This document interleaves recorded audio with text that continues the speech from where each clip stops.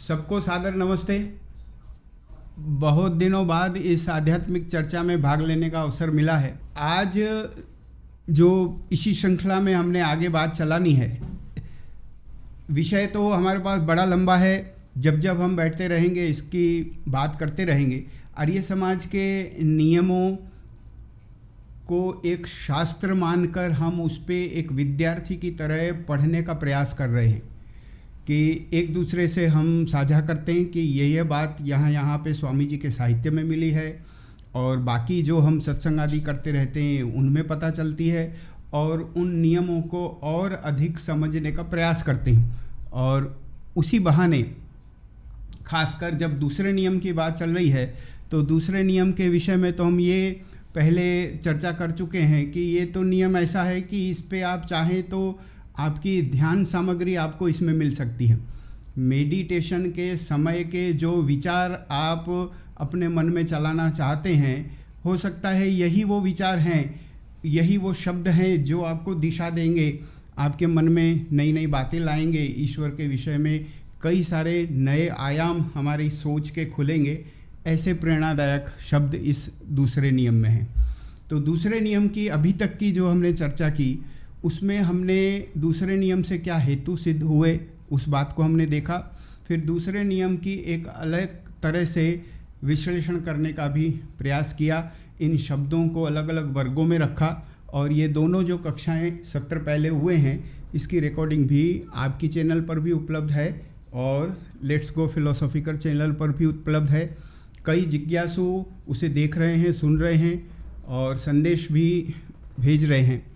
तो आज की हम अपनी इस विद्यार्थी स्वरूप के प्रयास की बात को आगे बढ़ाएं। तो दूसरे नियम में हमने ये बात करी थी कि अब से, मतलब आज जो कक्षा हो रही है तब से, जो परमपिता परमात्मा के गुण इस नियम में ऋषि जी बतला के गए उसकी बात शुरू करेंगे। यह जो गुण हैं, आप जानते हैं कि 20 शब्द हैं इसमें। इन गुणों में आर्य समाज के दूसरे नियम में इस तरह से 20 शब्द आप देखते रहे हैं। वैसे गुणों को गिनती की जाए तो वो गुण 20 नहीं है, 20 से ज़्यादा हैं। शब्द 20 हैं, शब्द समूह 20 हैं, लेकिन गुण इसमें 22 हैं। ये जो पहला गुण है इसमें परमपिता परमात्मा के 3 गुणों का समावेश होता है, इसलिए हम इसको भी ईश्वर के 3 गुण अलग अलग मान के उस पर विचार करेंगे। स्वामी विवेकानंद परिव्राजक जी ने भी करीब करीब 10 साल पहले संस्था में, दर्शन योग महाविद्यालय में कुछ ऑडियो लेक्चर इस पे रिकॉर्ड किए होंगे। वो भी किसी इंटरनेट की वेबसाइट पे उपलब्ध हैं। उनको भी आप सुनेंगे तो उन्होंने भी उसमें एक बात कही है कि वो यह मानते हैं कि ये 22 गुण गिने जाने चाहिए और उन पर चर्चा भी इसी गिनती से होनी चाहिए, इसी अलग अलग विषय को उठा के होनी चाहिए। तो पहला जो शब्द है सच्चिदानंद स्वरूप। सच्चिदानंद स्वरूप की व्याख्या किसी भी आर्य समाजी व्यक्ति के बचपन से घर में, आर्य समाज के भवन में, सत्संगों में उसने कईयों बार सुन रखी होती है। सत्य, चित, आनंद सबको कंठस्थ होता है। ईश्वर सत्य हैं, ईश्वर चित हैं, ईश्वर आनंद हैं, और इन 3 शब्दों को जब मिलाया जाता है तो परमपिता परमात्मा के लिए पूरा विषय बन जाता सच्चिदानंद। अब जैसे पहले हम 1-2 बार निवेदन कर चुके हैं कि जब जब हम किसी भी नियम की बात करेंगे, एक बार सिर्फ नज़र हम उसके इंग्लिश वर्ज़न पर भी डालेंगे, ताकि जो नई पीढ़ी भी इन वीडियोस को देखेगी या अभी आप में से कुछ लोग इस रस को रखने वाले बैठे हों, तो जो शब्दावली इन नियमों की बताई जा रही अनुवाद के स्वरूप में साहित्य में, कई सारी पुस्तकों में, आर्य समाज की वेबसाइट्स पर वो ये शब्दावली बताई जाती है। पंडित चमुपति जी एमए जी ने 10 कमांडमेंट्स नाम की पुस्तक सिर्फ आर्य समाज के नियमों पर लिखी है। दशकों पहले सिर्फ एक ही विषय है उस पुस्तक का, 10 कमांडमेंट्स उसका नाम है। और उसमें भी अनुवाद दिया गया, वहाँ से भी हमने प्रेरणा ली है। और जो जो अनुवाद और साहित्यों में वेबसाइट्स आदि पे उपलब्ध है, उसको मिला के जो भाषा बनती है, गॉड इज एग्जिस्टेंट, ये पहला शब्द सत्य के लिए बताया गया। इंटेलिजेंट, ये चित्त के लिए बताया गया। एंड ब्लिसफुल, ये आनंद के लिए बताया गया। आगे की चर्चा हम इस आंग्ल भाषा में तो नहीं करेंगे, लेकिन ध्यान रहा कि ये 3 शब्द उन्होंने भी अलग अलग से कॉमा लिख लिख के बताए हैं, क्योंकि उनके पास तो शब्द समूह नहीं है अंग्रेज़ी में सीधा सीधा लिखने के लिए, और स्वरूप के लिए तो ढूंढे भी नहीं मिलेगा उनको। आगे तो हम यह भी बात करेंगे कि पीछे स्वरूप शब्द लगाने से क्या विशेषण मिल जाता इस शब्द को। सिर्फ सच्चिदानंद कहते तो क्या होता, और सच्चिदानंद स्वरूप कहने से क्या अर्थ लें हम। तो गॉड इज़ एग्जिस्टेंट, ईश्वर सत्य हैं। ईश्वर सत्य हैं का मतलब इस अंग्रेज़ी भाषा से भी पता चल रहा है, और संस्कृत साहित्य भी बताता है, और आगे स्वामी जी के उद्धरण भी हम देखेंगे। स्वामी जी ने सत्यार प्रकाश में किस भाषा का उपयोग किया है वो भी हम देखेंगे कि परम पिता परमात्मा हैं। इस सत्य का बस इतना मतलब है, ईश्वर की सत्ता है, ईश्वर का अस्तित्व है। अब सोचना ये चाहिए, अगर दर्शनों ने हमारी बुद्धि थोड़ी थोड़ी दार्शनिक बनाई हो, तो यह भी विचार हमारे मन में आना चाहिए कि क्या ये इतनी बड़ी बात है कि इस पर भी एक गुण बना दिया गया, एक शब्द अलग से दिया गया, और चलो दे भी दिया गया, तो क्या ये इतनी बड़ी बात है कि हम पूरा का पूरा सत्र इस एक शब्द पे बात करेंगे, 2 अक्षरों के शब्द पे, सत्य पे, कि ईश्वर सत्य हैं, ईश्वर हैं।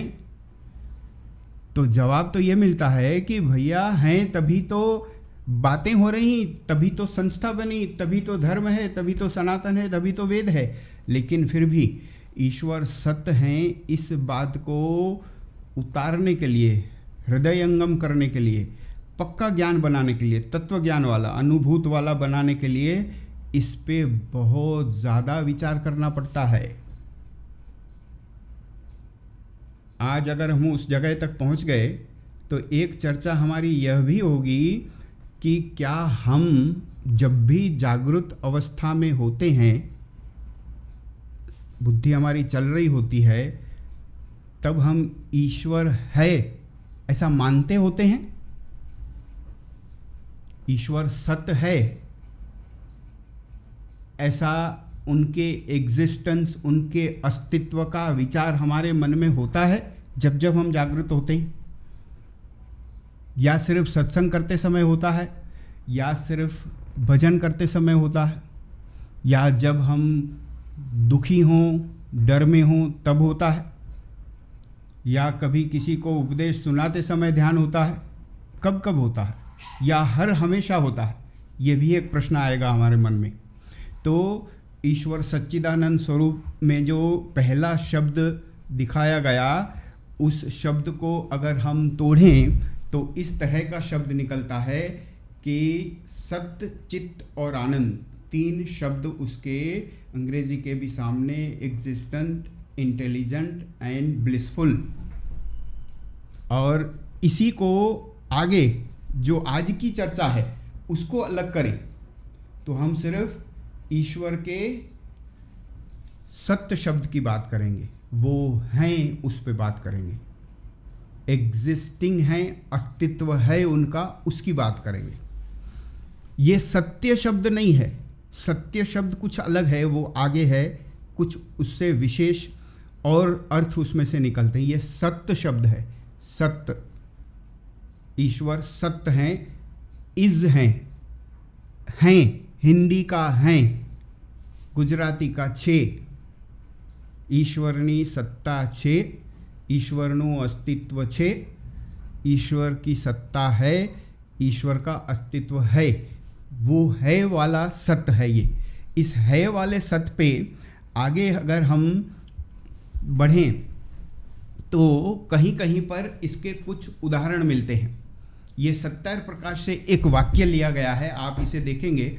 इस वाक्य में हम पूरा नहीं जाएंगे। जो प्रथम समोल्लास में महर्षि जी ने ईश्वर के 100 या 101 माने जाते हैं नामों की व्याख्या की है, उन नामों में सत्यम ज्ञानम अनंतम, ये 3 नाम, सत्य ज्ञान अनंत भी उनके नाम हैं। उसमें एक शब्द का समूह आता है, एक छोटा वाक्य इतना सा।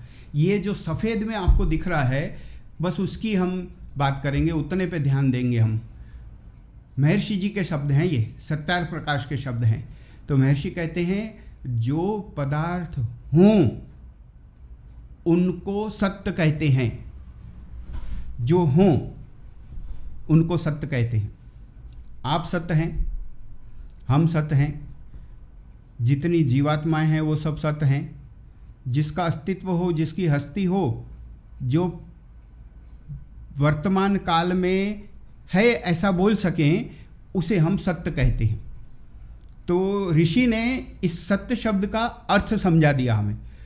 प्रमाण हम जितना हो सके ऋषि का लेते जाएंगे, और बाकी नहीं तो और शास्त्रों का, वेदों आदि का भी मिलेगा। जो हिंदी वाला प्रमाण है वो हमें महर्षि का मिल जाए तो बात ही क्या है।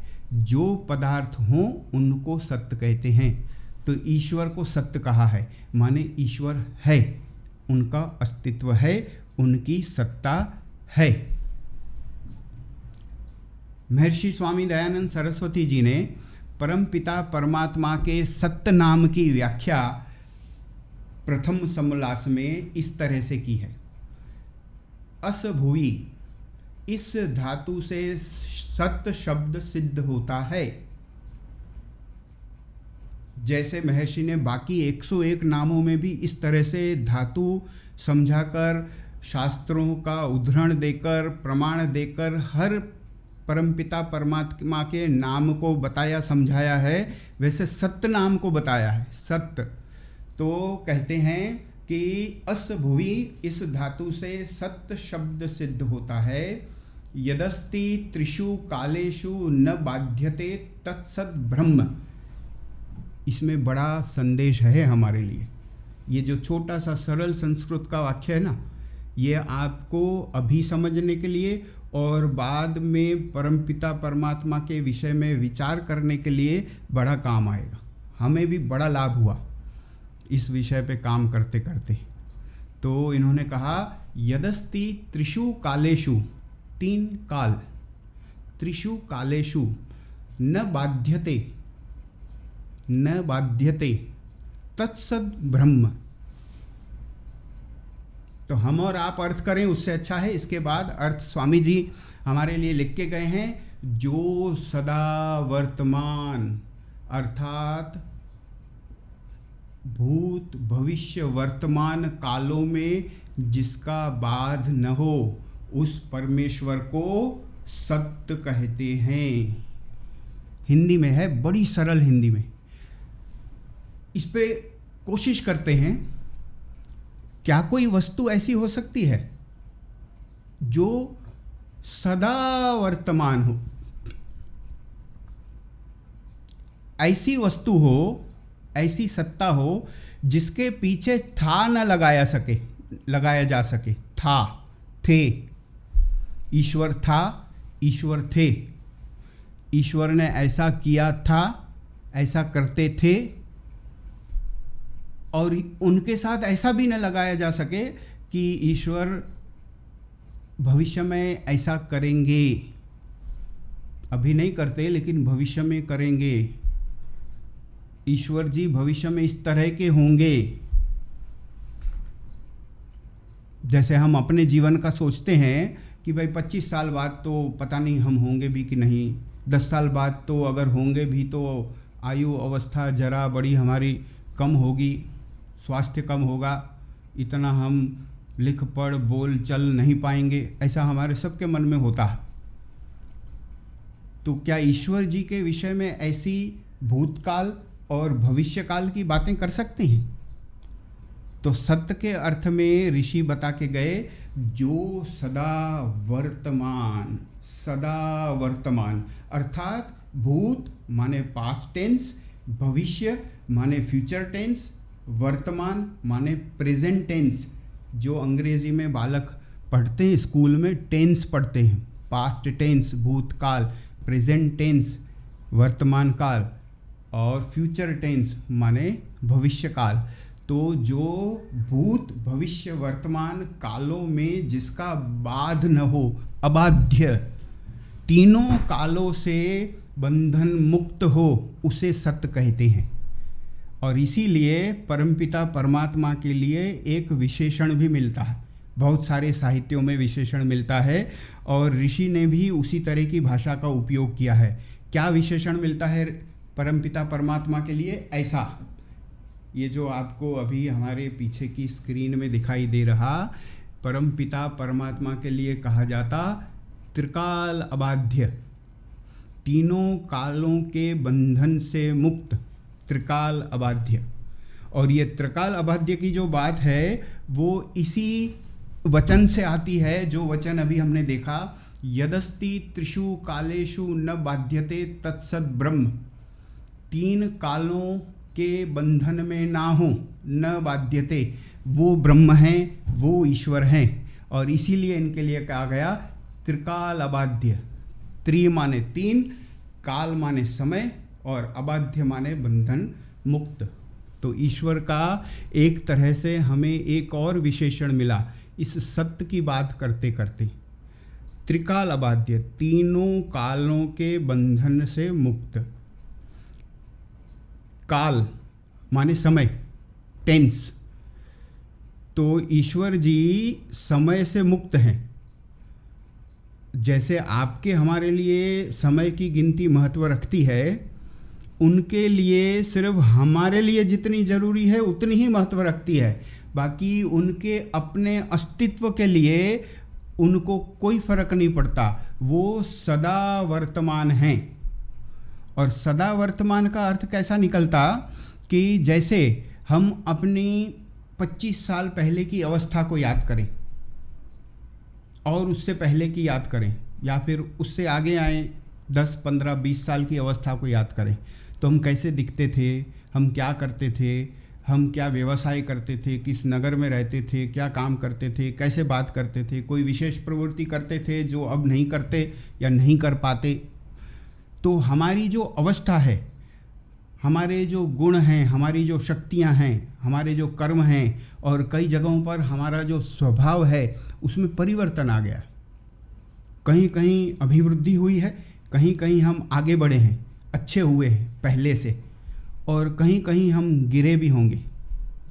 कई बार लोग कहते हैं ना कि भाई बचपन में तो ये बड़ा अच्छा होता था, सच बोलता था, सीधी बात करता था, अब ये स्कूल कॉलेज गया, धंधा पानी करने गया तो अब सबके जैसा हो गया। तो उनमें परिवर्तन आया, बदलाव आया। आपके हमारे मित्र संबंधियों में भी आता है। 25 साल पहले आपको कोई मिला व्यक्ति, मित्र बना, संबंधी बना, पति पत्नी बना या किसी और संबंध से जुड़ा, तो आप याद करिए कि 20 साल पहले वो जैसा था आज वो वैसा है। जब नया नया मिला था तो कैसा था, उसके बाद बरस बीतते बीतते कैसा था, या आप उनके साथ जैसे थे आज भी उनके साथ वैसे ही हैं। तो किसी के लिए बात हाँ नहीं की जा सकती। सब में परिवर्तन आया, सब में। और अगर स्वभाव अच्छा भी हुआ हो तो वो भी परिवर्तन है। पहले हम में गुण कुछ कम थे, फिर किसी तरह से हमने कुछ गुणों का अर्जन किया तो कुछ व्यवहार अच्छा हुआ तो गुण बढ़े हमारे। और कहीं कहीं पर हमारी आयु अवस्था, शरीर शक्ति के कारण भी हमारा कुछ ह्रास हुआ हो, गुणों का, व्यवहार का, नीचे गिरे हों, और इस कारण से हमें ऐसा लगता हो कि भाई हम भी तो पहले जैसे नहीं रहे। तो ये दुनिया के साथ बात लागू होती है, व्यक्तियों के साथ, जीवों के साथ, आत्माओं के साथ, कि वो हमेशा एक जैसे नहीं रहते। वो हमेशा एक जैसे नहीं रहते क्योंकि वो भूत भविष्य वर्तमान से बंधे हुए हैं, वो जीव हैं, वो अल्पज्य हैं। और इसलिए या तो वो बढ़ते रहेंगे अच्छे होते रहेंगे, या तो वो कभी नीचे उतरेंगे, बदलेंगे।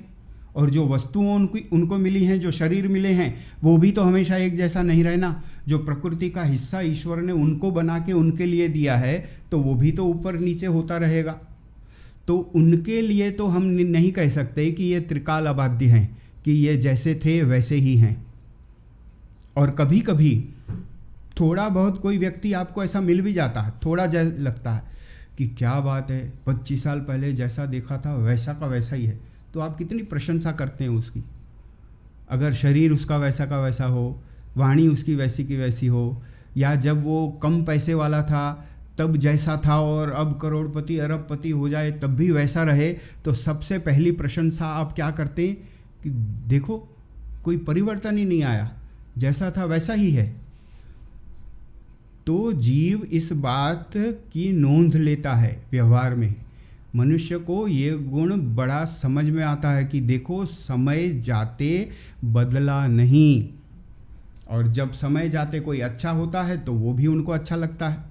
लेकिन परम पिता परमात्मा का ऐसा है कि वो जितने अच्छे हैं वो अच्छे होने की सीमा है। अब इससे ऊपर अच्छे होने का कोई संभव ही नहीं। अति उत्तम है, परम उत्तम है वो।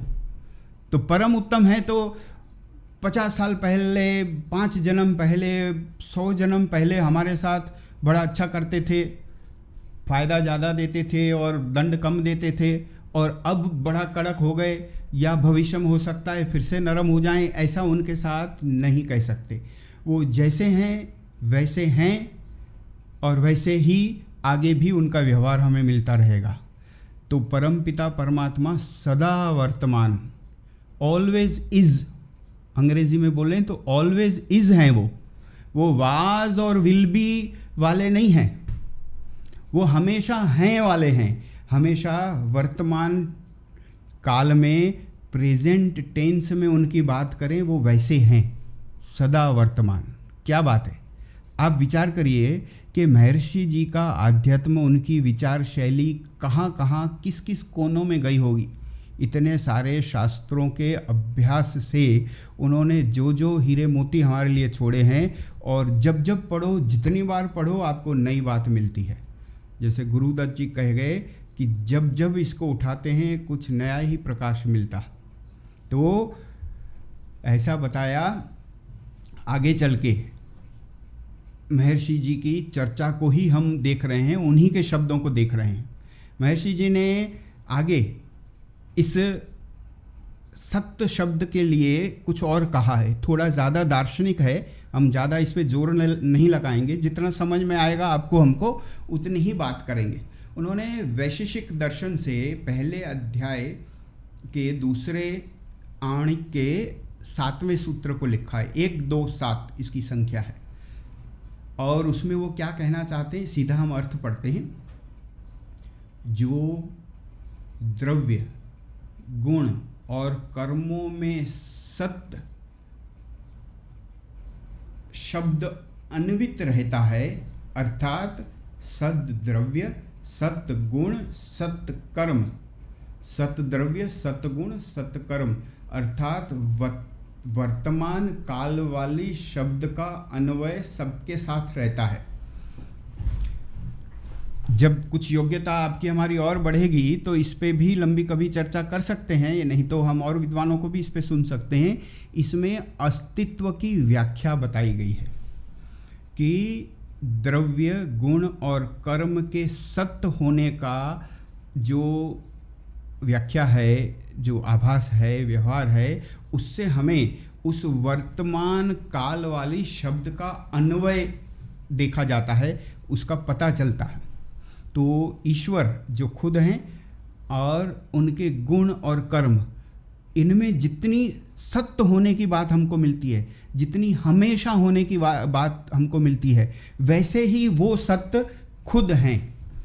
तो किसी भी वस्तु के सत्य होने का जो टेस्ट होता है, एग्जिस्टेंस का टेस्ट होता है, उसके अस्तित्व का टेस्ट होता है, वो इस तरह से होता है।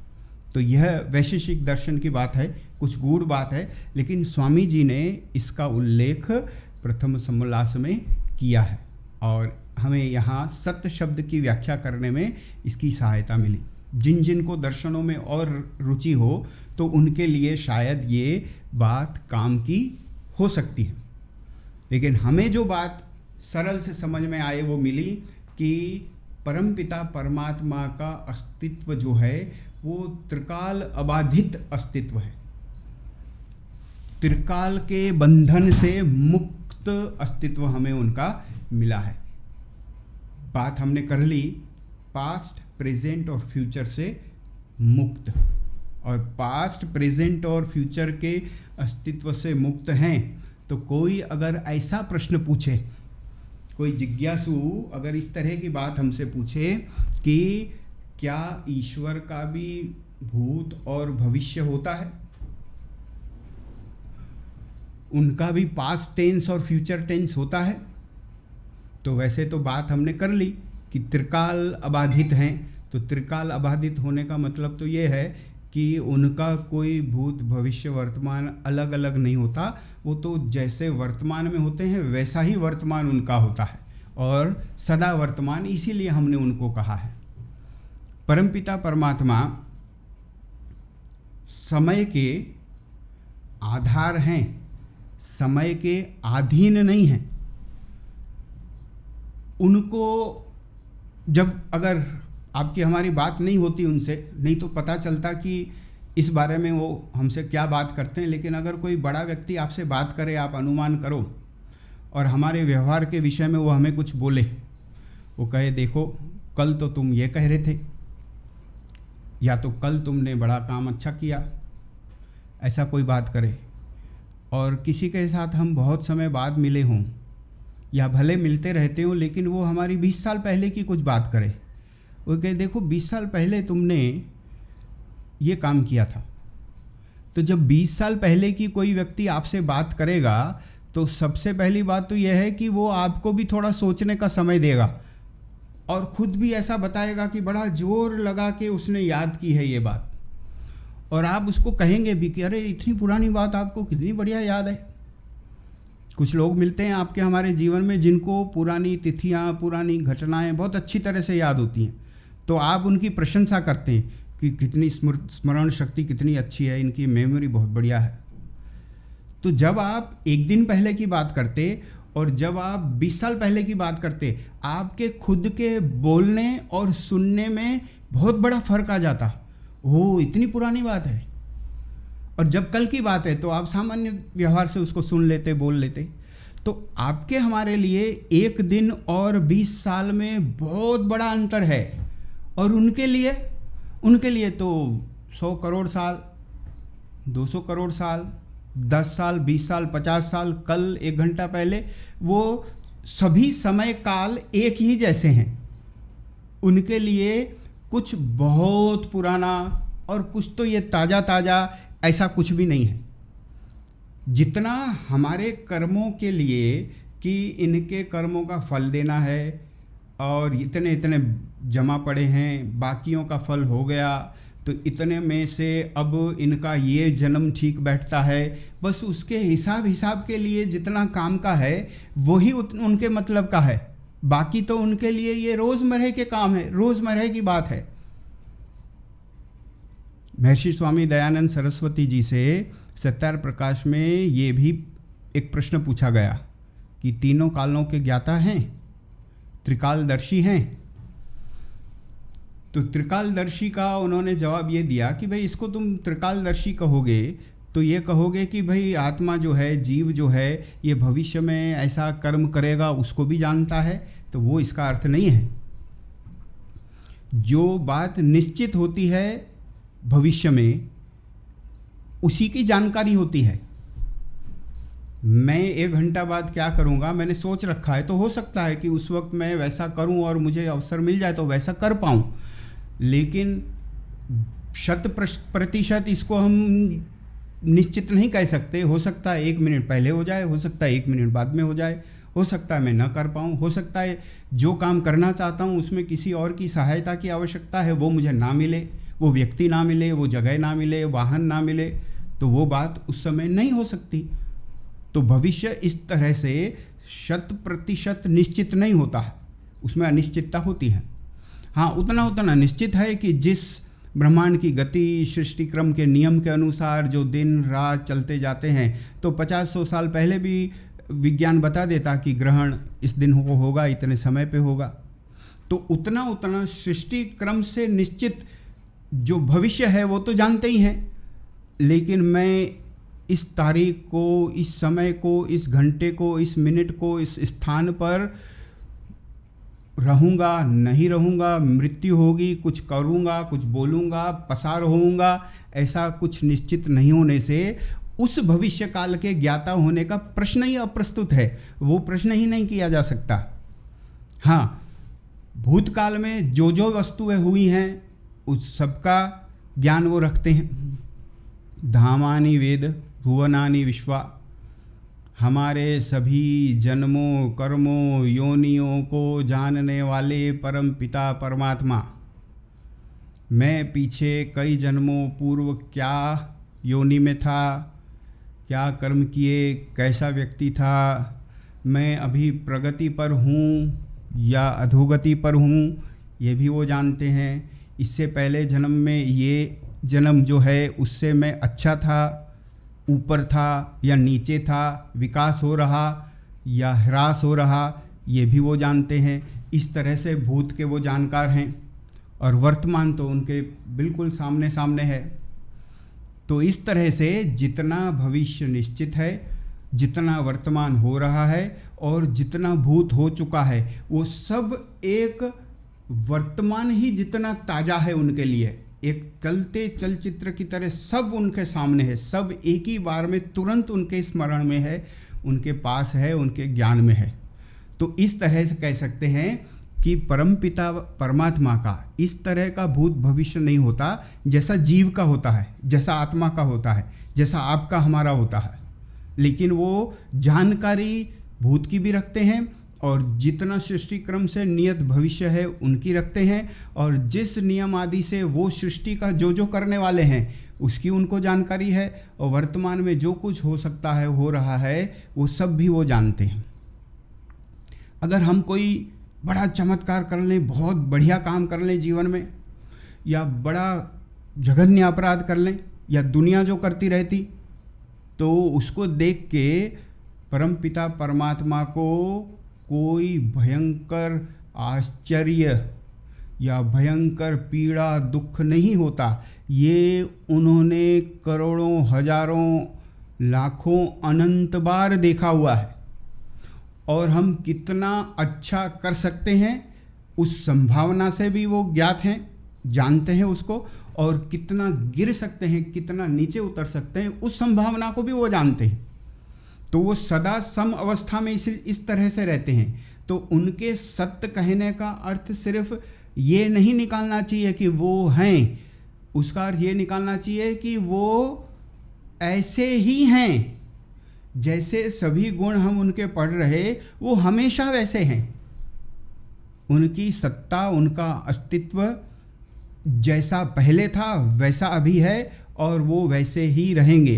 वो न्यायकारी पहले भी थे, अभी भी हैं, भविष्य में भी रहेंगे। सृष्टि के कर्ता पहले भी थे, अभी भी हैं, और भविष्य में भी रहेंगे। कुछ लोगों ने, हालांकि पाश्चात्य दर्शन वाले लोग, जो फिलॉसफी पढ़ने वाले लोग हैं, उन्होंने एक बात चलाई। हम किसी पाश्चात्य दर्शन की बात को प्रमाण से नहीं माने, लेकिन कभी कभी वो भी ढूंढते ढूंढते बढ़िया बढ़िया चीज़ों तक पहुंच जाते हैं। वो जानकर थोड़ा आनंद होता है। और बाकी तो नियम है ही, सब सत्य विद्या और जो पदार्थ विद्या से जाने जाते हैं उनका आदि मूल तो परमेश्वर ही है। वो ढूंढ ढांड के पढ़ा के किसी अच्छी बात तक पहुंच गए और वो वेद से मिलती जुलती हो, तो ये खुशी की बात है कि कुछ तो समझ में आया किसी को। तो उन्होंने एक बात चलाई, प्योर एग्जिस्टेंस उसका नाम रखा। एग्जिस्टेंस नहीं, उससे आगे चल के प्योर एग्जिस्टेंस। वो कहते हैं गॉड का जो एग्जिस्टेंस है वो सामान्य एग्जिस्टेंस नहीं है, सामान्य अस्तित्व नहीं है, वो शुद्ध अस्तित्व है, प्योर अस्तित्व, प्योर एग्जिस्टेंस है।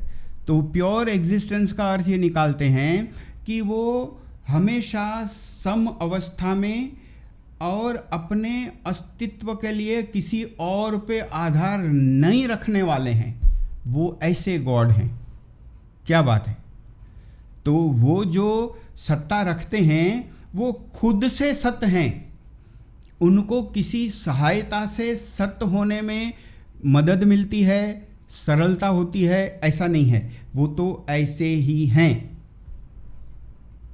और यहाँ तक कि कुछ पाश्चात्य फिलोसोफरों ने तो लिखा, I am that I am, मैं हूँ जो मैं हूँ। ये ईश्वर के लिए बोल रहे हैं वो, कि ईश्वर जी ऐसे हैं कि भाई हम तो वैसे ही हैं, हम पहले अलग थे, आज अलग हैं, भविष्य में अलग होंगे, ऐसा नहीं है। सम अवस्था, ये सत्य होने के अंदर बात आ जाती है, वैसा ही रहना। परमपिता परमात्मा सत्य एक जैसे, एक रस, सम रस, एक ही अवस्था वाले हैं।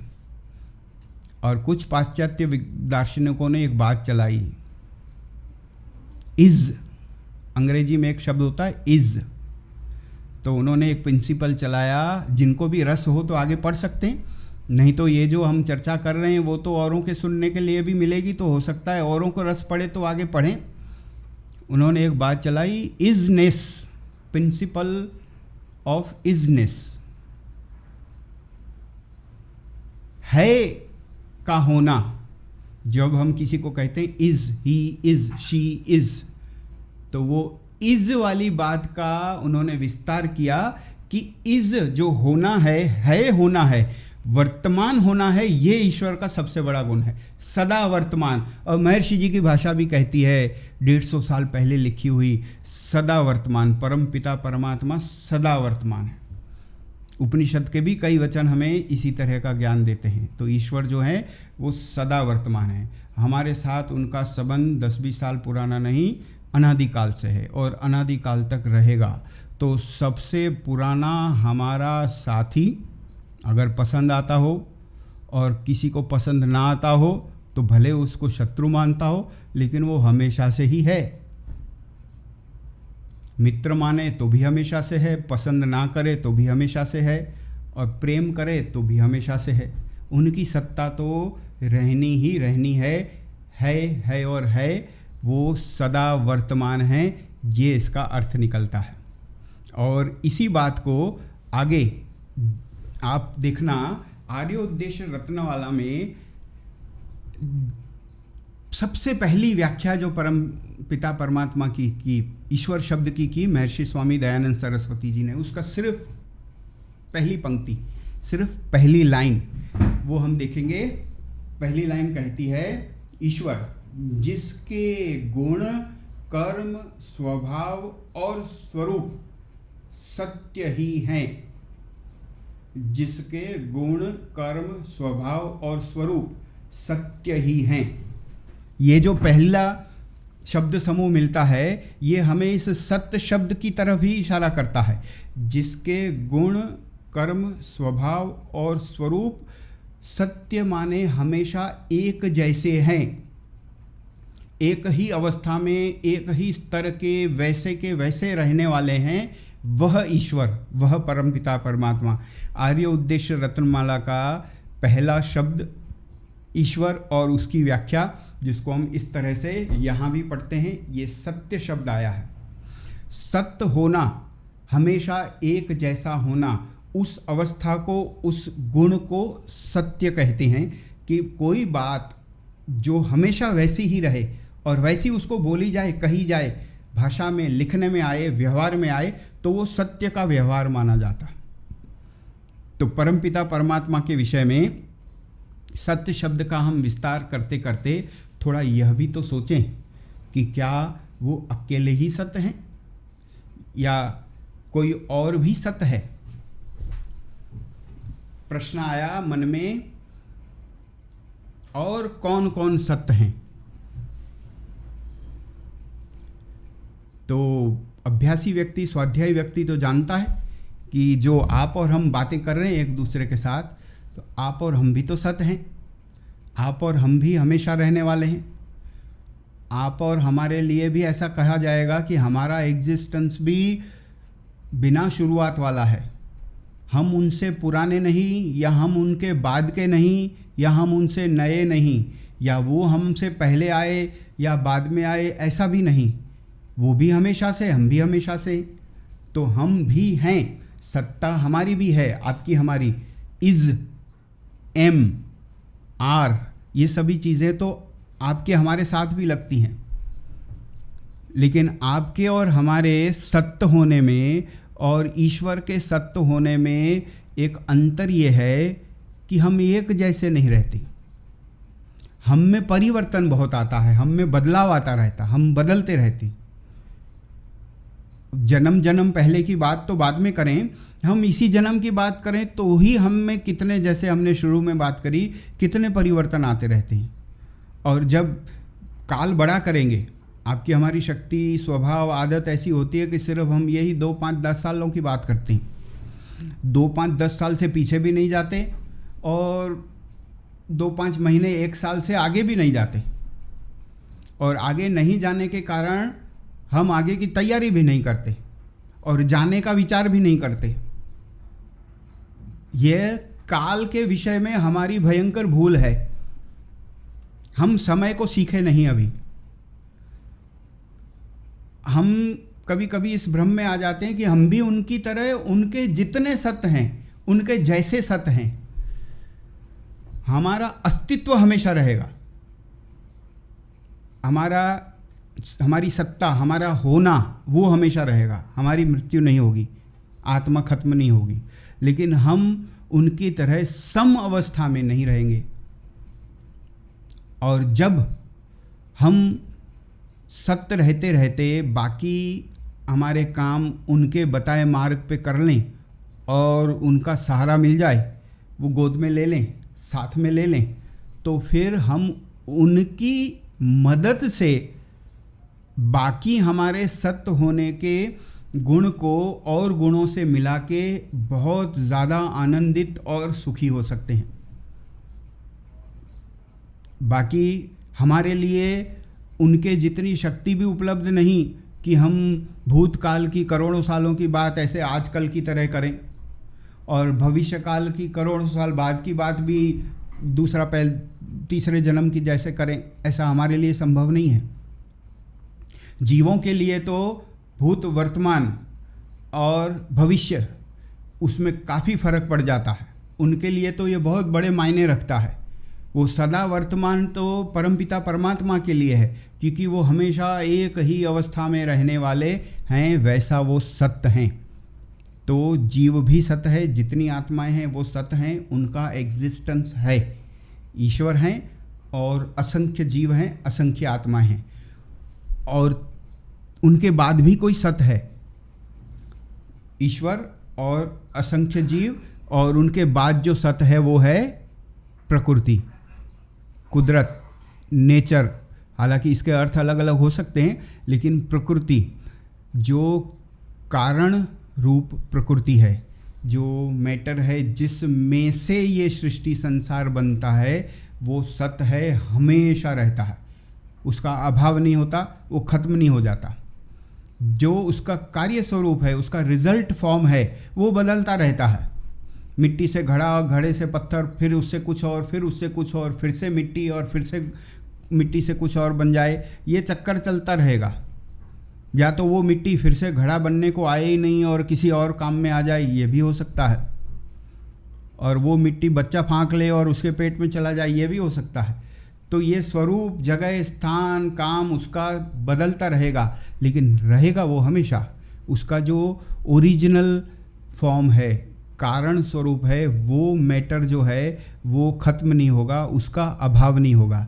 तो जो जो सत्य होता है उसका अभाव होता ही नहीं है। ये एक बड़ा सिद्धांत ऋषि जी ने गीता का उदाहरण देके भी सत्तर प्रकाश में दिया है, और भी काफ़ी सारे आध्यात्मिक साहित्य में आता है कि जो सही में सत्य होते हैं वो सत्य ही होते हैं, वो खत्म नहीं होते। माने जो सत्य होगा वो अनादि भी होगा, नित्य भी होगा। परमपिता परमात्मा अनादि भी हैं, उनकी शुरुआत नहीं, और नित्य भी हैं, हमेशा भी रहने वाले। और जीवात्मा जो है वो भी अनादि है, वो पैदा नहीं हुआ, उसको किसी ने पैदा नहीं किया। हाँ, उसको शरीरों में भेजा है जिसको आप और हम जन्म कहते हैं, और उसकी खुद की मृत्यु भी नहीं होने वाली, उसको खुद को कोई काट पीट के ख़त्म नहीं कर सकने वाला, और इसी तरह से वो हमेशा इसी अवस्था में रहेगा। तो वो नित्य भी है, जन्म मरण के चक्कर में घूमता रहेगा लेकिन अस्तित्व उसका सदा रहेगा, तो नित्य भी हो गया। तो और कौन कौन सत्य हैं, इसके जवाब में पता चला कि जो त्रैतवाद का सिद्धांत आप और हम सीखे हैं, ईश्वर, जीव, प्रकृति, ये तीनों सत्य हैं, ये गुण तीनों में है। हाँ, उनके सत्य होने के क्वालिटी में, स्तर में फ़र्क हो सकता है, लेकिन हमेशा रहने वाली जो बात समझनी है वो तीनों ही हमेशा रहते हैं। उनकी अवस्थाएं बदल सकती हैं, जीव की और प्रकृति की, परमपिता परमात्मा की अवस्था नहीं बदलती, वो हमेशा एक जैसे रहते हैं। अंत में हमारी चर्चा को पूरी करें उससे पहले आप और हम इस बात पे भी ज़रूर विचार करें कि ईश्वर सत्य हैं, क्या ऐसा हम सही में मानते हैं? बहुत भारी प्रश्न है, ये छोटी बात नहीं है। मैं आस्तिक हूँ, जैसे मैंने आज की चर्चा शुरू करते समय भी इस बात की तरफ थोड़ा थोड़ा इशारा किया, तो क्या मैं जितना भी जागरूक रहता हूँ, जब भी मेरे विचार चलते रहते, उस दरमियान हर समय में आस्तिक रहता हूँ? और कभी मेरे किसी व्यवहार से ऐसा पता चले कि मैंने परमपिता परमात्मा की सत्ता को नहीं माना, ऐसा कुछ किया, तो उतने समय के लिए तो नास्तिक हो गया मैं। तो जो ईश्वर के सत्य होने का गुण है वो सही में नहीं माना हमने, सिर्फ दुनियादारी के लिए भगवान को माने, ईश्वर है ऐसा माने, वो अलग बात है। लेकिन सही में हम अंदर से मानते हैं, इस तरह से ईश्वर को माने, वो अलग बात है। तो जब वर्तन में उतरेगा, वाणी और मन वचन कर्म तीनों चीज़ों में उतरेगा कि वो हैं माने हैं, तब हम कहेंगे कि ईश्वर के सत्य होने को सत्य ही हमने माना है, सच में स्वीकार किया है।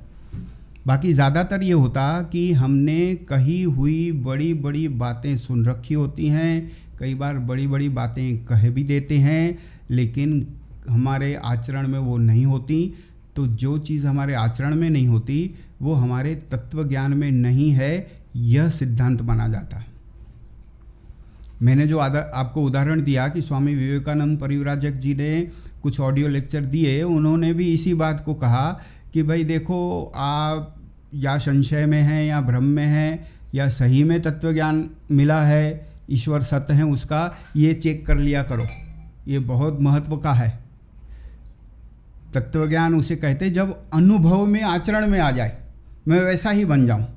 अगर मैं सच बोलना सुविधा से निश्चित करता हूं कि भाई यहाँ सच बोलना पड़ेगा, ये जान जाएगा, पकड़ लेगा मुझे, और फिर जब अवसर मिले तो मैं झूठ बोल दूं, तो हम ईश्वर से डरते नहीं हैं।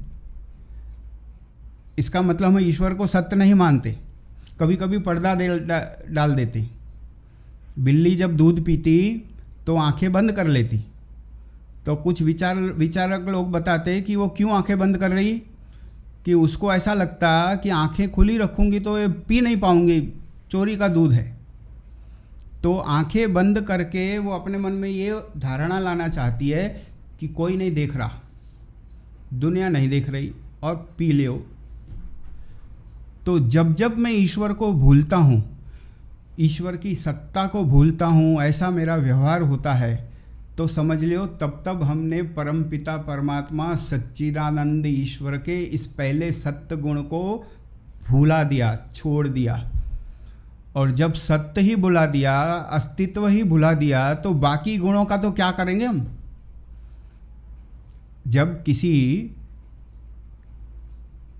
व्यक्ति के घर में किसी स्वजन की मृत्यु हो जाए, बहुत करीबी स्वजन की, जैसे स्वामी जी के जीवन में हुआ था, आप ऐसे व्यक्तियों से पूछना, एक अनुभव बताएंगे वो, कि जब बड़ा करीबी व्यक्ति, पिता, माता, बड़ा भाई या पति पत्नी जाए तो मृत्यु के कई दिनों बाद तक उनको याद आती रहती। और याद कैसी आती है, वो उनको एग्जिस्टिंग मानते रहते हैं, वो अभी भी जीवित हैं, ऐसी यादें आती हैं। वो ये भूल जाते हैं कि उनकी मृत्यु हुई है। कैसे कि कैसे बाज़ार गए और कोई बात देखी, कोई दुकान देखी, कोई घटना हुई, तो उनके मन में आता है घर जाके उनको बताता हूँ, जो पिताजी गुजर गए उनको बताऊँगा। वो भूल जाते हैं कि वो तो चले गए। तो जैसे व्यक्ति बहुत सालों से आदत बना रखी जिसने कि ये हैं, पिता, पत्नी, पति, भाई, बड़े भाई, चाचा हैं, उनके जाने के बाद वो नहीं हैं, ऐसा इसमें नहीं घुसा पाते। वैसे परम पिता परमात्मा हैं, इस बात को अंदर बिठाने में भी कई बार जीवन चले जाते, जन्म के जन्म चले जाते। जब महर्षि स्वामी दयानंद सरस्वती जी के साथ जीने रहने वाला रसोइया उनके यहाँ चोरी कर सकता है, तो आप समझ लो कि जिस विभूति के साथ वो सांस लेता था, जिस छत के नीचे उनके साथ रहता था, उनके साथ ऐसा करता था, उसको कोई प्रेरणा नहीं मिली थी ईश्वर विश्वास की, ईश्वर के अस्तित्व की, सत्य आचरण की, अच्छा मनुष्य बनने की।